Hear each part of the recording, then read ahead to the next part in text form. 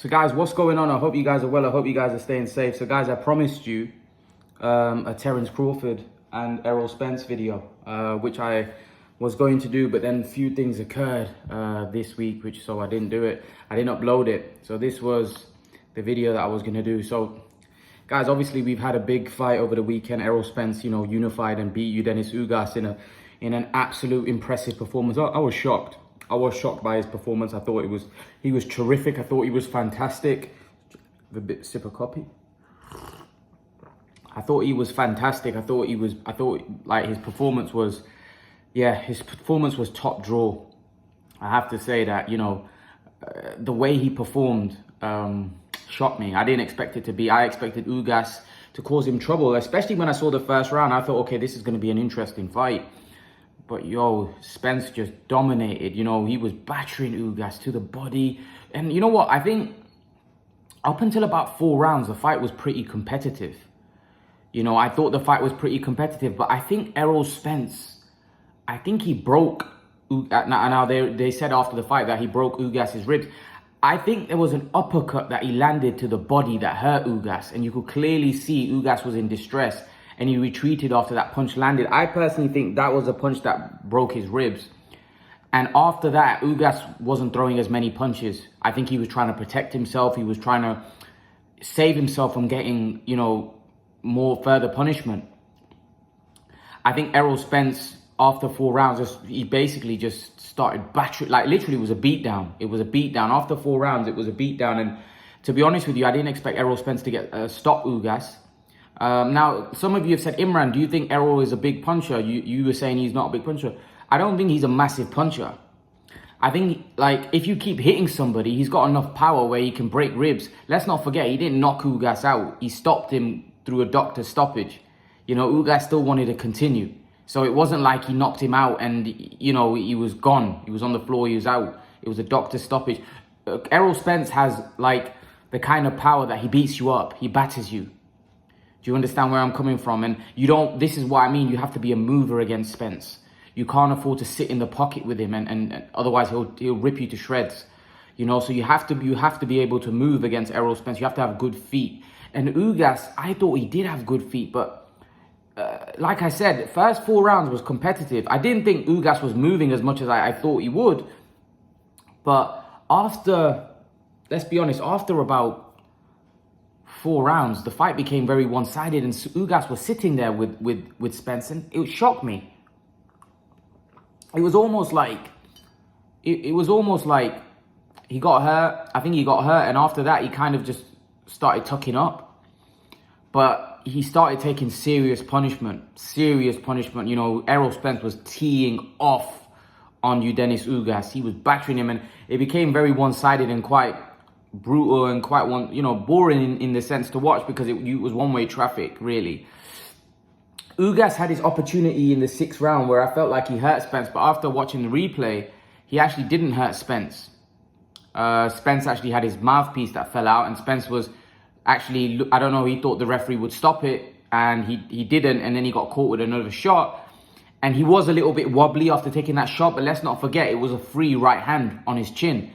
And he still took it well and recovered pretty well. And Ugas's reaction was a little funny because Ugas didn't even jump on him. So I think Ugas probably knew what had happened. He probably saw that Errol Spence had actually stopped and wasn't hurt.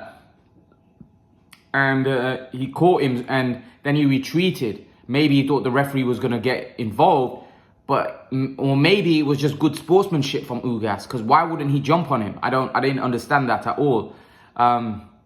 Ugas retreated, but Errol Spence recovered pretty quickly. I don't think he was that badly hurt that even if Ugas had jumped on him, he would have been able to get him out of there. But at least when you see a guy wobble a little bit, you need to jump in.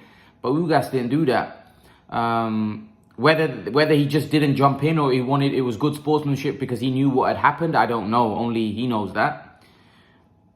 But yeah, Errol Spence's performance was special. That was a sound beatdown. And an impressive, emphatic performance by Errol Spence Jr. Honestly, he really impressed me. Really impressed me. That's probably the best he's performed since Kell Brook. That was basically a Kell Brook type performance. With Mikey Garcia, he outboxed Mikey Garcia, but there wasn't much spite in his work. I felt like there was a lot of spite here. He battered Ugas. He literally battered him. And remember, Ugas was... You know, the thing is, when the fight started, I thought Ugas would give him a lot of trouble because Ugas looked so big. He looked so much bigger than Spence in there. So you thought, whoa, this is going to be tough for Spence. But nah, man, Spence was just... He was relentless. And he just...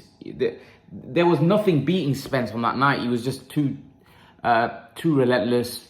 And he was too much for Ugas in the end. Crawford's a different kettle of fish. Going on to Crawford. Crawford is a guy, very good boxer, very good mover. He's very fast. He's got decent punching power. I always initially thought that Errol Spence would beat Terence Crawford. Then I changed my mind that Terence Crawford would beat Errol Spence. Now, Terence Crawford is special. A fighter. He's very orthodox. He's orthodox. He's southpaw. He's got great feet. He's got great hand speed. He's got a lot in the arsenal, and he was definitely going to be a tricky puzzle for Errol Spence. But I've gone back to my original thought, man. After watching Errol Spence beat Ugas the way he did, the problem I have with Crawford, I believe, is the better boxer. Even though I think Spence is a very good boxer, I think Crawford is more versatile. However, I just don't see...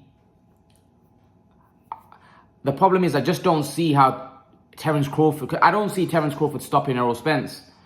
I think Errol Spence is very big for the weight, and I think Errol Spence has got a good chin. He's shown that. I don't see Terence Crawford being able to stop Errol Spence. The only problem is for Terence Crawford is Errol Spence might walk Terence Crawford down, and if Terence Crawford isn't able to keep Errol Spence up, because a lot of people seem to think that Terence Crawford is a mover, he's going to move, he's not going to be a sitting duck, but Errol Spence can put the pressure on you. Look what he did to Kell Brook.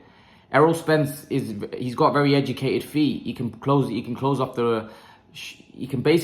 the ring. He can shut the ring, he can shut the ring down. He close off the ring. And I do think that Errol Spence, his size, his strength, his relentlessness, the way he goes down to the body, the activity, the volume, I just think it's a problem for Crawford. I personally would go as far as saying I think Errol might even stop Terence Crawford. And I know a lot of the Terence Crawford fans aren't going to like it, but I just don't see... And by the way, I wouldn't be surprised if Crawford wins. That's just my initial thought. So don't get upset. All the Crawford fans, don't get upset. That, Imran's going, he's hating on Crawford. No. Crawford might win the fight. It's just my initial thought. It's just the way I see it. I might be wrong. I'm not... This is a proper 50-50 type fight. It's just my opinion. That I just feel that Errol Spence's strength, his size, may be too much for Terence Crawford. This isn't a Kell Brook, or this isn't a washed up Kell Brook or Amir Khan. This is a guy in his prime, And people are going to say, well, look, Terence Crawford beat Sean Porter, knocked him out. Errol Spence, fair enough. But still, styles make fights. Styles make fights in this boxing game. Right? Just because you did better than that guy doesn't mean you're going to do better. Look, Manny Pacquiao smashed Oscar De La Hoya to bits. Smashed Ricky Hatton in 2 rounds. He beat those guys better than Mayweather did. However, when they fought, Mayweather outclassed him. So this is the point I'm trying to make. Just because you do well against it, boxing doesn't work like that. I feel, for me, Errol Spence's size, his strength may be too much for Terence Crawford. But again, maybe Crawford, put it this way. If Crawford beats Errol Spence, he may be the best fighter of this generation. Paulie Malignaggi once said about Manny Pacquiao, if he beats Miguel Cotto, he might be the greatest fighter of all time. I'm not going to go as far as saying that Terence Crawford will be the greatest fighter of all time, but I'll go as far as saying he may be the best fighter. If he beats Errol Spence and he does it emphatically, or even beats him, he may be the greatest fighter of this generation. And that's how hard I think the fight is for Terence Crawford. I think the size, the strength, the boxing ability. Because remember, Spence isn't as good a boxer, in my opinion, as Terence Crawford. The problem is the size and strength of Errol Spence, the relentlessness of Errol Spence, may be a problem for Terence Crawford. Because Crawford's a smaller man. He's a smaller man moving up. Spence is the naturally big man here. This is a very, very tough fight for Terence Crawford. And this is why I'm saying, looking at that performance against Ugas, I just don't know how Terence Crawford's going to be able to outbox this dude for 12 rounds. I don't see Terence Crawford stopping Errol Spence. But I can see Errol Spence beating down Terence Crawford. And if Terence Crawford can't get Errol Spence's respect, then he's got a problem. Now, maybe Terence Crawford shocks me, and maybe Terence Crawford's able to hurt and stop Spence. Who knows? But I think it's going to be very difficult. I do. So, if I had to pick, I would probably go Errol Spence stoppage. I would. But again, like I said, I wouldn't be surprised if it's a Terence Crawford stoppage. I wouldn't be surprised if Terence Crawford takes it on points. Like I said, this is not me and having an agenda against Crawford before his fans start coming out and attacking me. It's just what I feel. I feel that Errol Spence, for me, the size, the strength, and the way Errol Spence has been performing, like this guy's been performing. A bar Porter, he's dominated. He's dominated. He stopped Kell Brook. He battered Mikey Garcia, battered Lamont Peterson, battered Algieri. Okay, had a tough fight with Sean Porter. Battered, what's his name? Danny. Now battered Dennis Ugas. He's beating these guys up. They're not even competitive. Like the Brook fight was competitive for a little while. The same with the Ugas fight, was competitive for a little while. Then he just battered him. And this is the problem. Like, for me, it's going to take some beating, man. I'm being serious. I think Errol Spence is going to take some beating. And I just don't see anyone at welterweight. Maybe Jaron Boots Ennis. Maybe Crawford.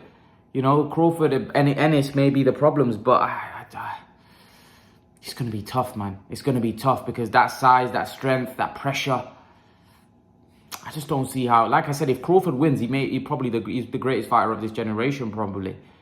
But I can't see how he does it. It's hard to envisage because, outboxing someone that's a good boxer and someone that's bigger and stronger than you for 12 rounds, it's not easy to do. You have to be really special.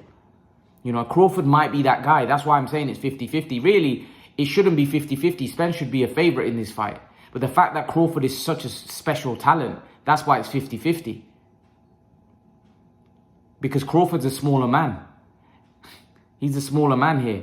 So Spence should be a favorite. But the fact that Crawford is so good, that's why you give him a good chance. But yeah, it's a tough one. It is a tough one. Guys, I want to touch on the second part. I want to touch on Conor Benn and Kell Brook.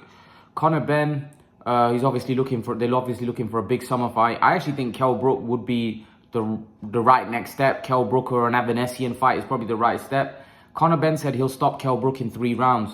I don't know if he'll stop Kell Brook in 3 rounds. I would expect Conor Benn to stop Kell Brook at this point in his career. But whether he would do it in 3 rounds, I don't know. Possibly, I don't know. I don't know because I think the thing is with Conor Benn, he's a bit wild. He's there to be hit. So Kell Brook could land something. But I think Conor Benn's got a pretty good chin. Or he's shown so far he's got a decent chin. I know he was down early on in his career, but that was really early on. But he's shown that he's got a pretty decent chin. So that's a good fight. That is a good fight. I would favor Benn just because I think at this point in his career, Benn's like a bull terrier. Like, he's just relentless and he's so fast and the amount of pressure he puts on you. I just don't know whether Kell Brook would be able to handle that. I don't know whether Kell Brook would be able to handle that at this point in his career. So I would expect Conor Benn to stop Kell Brook. Because Benn is looking pretty impressive. Let's be brutally honest, he's looking very impressive. Yeah, I think Brook, for me, at this point, like, I know Conor Benn said that he's the #1 in Britain and, Kell Brook thinks he's number. Kell Brook's not a welterweight. His last fight wasn't at welterweight. So technically, Kell Brook isn't a welterweight. Also, Kell Brook, at this point, doesn't care about who's #1 in Britain. For him, it's about a payday. For Kell Brook, it's about money right now. He's just looking for the biggest paydays possible. right? So I believe that the Eubank fight is a bigger fight for Kell Brook, hence why Kell Brook is going in that direction. Because otherwise, the Conor Benn fight makes more sense. It's a guy of his own weight. But I just think Kell Brook right now is money motivated, which you can understand. He's at the end of his career. He's money orientated at this point. So, to be brutally honest with you, I don't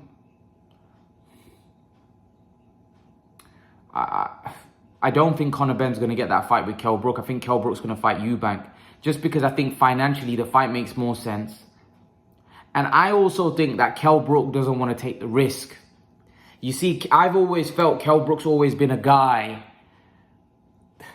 that's padded up his record a little bit. And what I mean by that is, he'd fight the A-listers, and if he gets beat by the A-listers, all right. But when you get beat by a B-lister or a C-lister, you know, your career takes a hit, your legacy takes a hit. Because right now, a lot of people look at him and say, well, Kell's only lost to Golovkin, Terence Crawford, and Errol Spence. But who does he really fought? You know, the only 5 names that he's ever boxed of any kind of level that did well at world level were Khan, Porter, and Golovkin, Spence, and Thing. And Khan was washed when he fought him. So really, he's only fought 4 guys that were world level in their prime. Yeah, he fought past his best Senchenko, you know, but Senchenko had already been battered by Paulie Malignaggi. You know, Senchenko had already been stopped. When Senchenko was undefeated, Malignaggi went to his backyard and stopped him. You know, so for me, Kell Brook hasn't really fought many world level guys. So I feel like Kell Brook is okay losing to a Spence or a Golovkin, but losing to a Conor Benn would hurt his legacy, because at the end of the day, yeah, even though he's got an excuse, they'll just say he was washed up. But when you think about it, it's kind of like I see a lot of the British fans have a mentality where they look at who you lost to. Oh, well, he's only lost to the best, but he didn't really fight anybody. It's like if you've got a stellar resume where you've got 8 or 9 former world champions that were in around their prime, or they were world champions when you fought them, I can see it. But Kell Brook's not got that on his record. So for me, Kell Brook fighting Conor Benn at this point is a more risk damaging, because what we saw from Kell Brook against Khan, that Kell Brook still got something left. He's not totally shot to bits. He still is a serviceable fighter. But losing to Conor Benn would hurt his legacy. And also, what it would show is that actually Khan had nothing left, right? And Brook's also past his best. So Brook would rather lose to Eubank, because people would say, well, Eubank was just too big. You know, well, losing to Conor Benn, you're losing to a guy that's your own size. You know, losing to Danny Garcia, you're losing to a guy that's your own size. So it hurts your legacy. You know? So for me, I don't know what Kell Brook's going to decide to do. Personally, I think he's going to go down the Eubank route. Just because I think it's going to be more money. And I think, like I said, from a legacy standpoint, it doesn't hurt him as much losing to a Eubank. Do you know what I mean? Because, look, the way I look at it is whoever he fights next, Eubank or Conor Benn, I see him as an underdog in those fights, and I expect him to lose in those fights, right? Yeah, you know, if he pulls off an upset win, that can happen, you know, but I expect him to take a loss in those fights. So for me, it just comes down to money, and that's all it's about, really. Because Kell Brook's in a good position, because Kell Brook could potentially fight one of these guys. Potentially, if he was to lose, he'd be underdog to lose both fights, in my opinion. He can then possibly have an Amir Khan rematch in probably Saudi Arabia. So Kell Brook's loving it. For me, Kell Brook's had it off. Because either way, Kell Brook may get 2 fights after this. He may get an Amir Khan rematch, even if he loses. And he'll get either a Conor Benn. So he's going to get 2 paydays, you know. Whereas if Kell Brook had lost to Amir Khan, he would have been finished. His career would have been over. Do you see what I mean? So Kell Brook's probably got himself 2 paydays still. That's if Amir Khan wants the rematch. Which, who knows, he may not want at this point after, you know. But we'll have to wait and see. But I do think Kell Brook's got himself in a great position. He's commanding good money now. So we just have to wait and see how the cookie crumbles. But yeah, I think Kell Brook probably at this stage, and I think rightfully so, shouldn't just jump in a ring with Conor Benn. He should jump in with whoever's paying him the most money, because that's what it comes down to. Whoever's paying him the most dough, you know, because at this point in his career, it's not really about legacy. You know, I know people say it's about legacy. It's not. It's about the dough. You know, that's what it's about. People around Kell Brook, it's about the dough. Do you know what I mean? So, yeah, we'll have to wait and see how this all plays out. But leave your thoughts. Let me know what you think in the comment section about Spence and Crawford and Brook and Benn. Leave your thoughts. Let me know what you think. And I'll see you guys in the next video. Peace out, guys.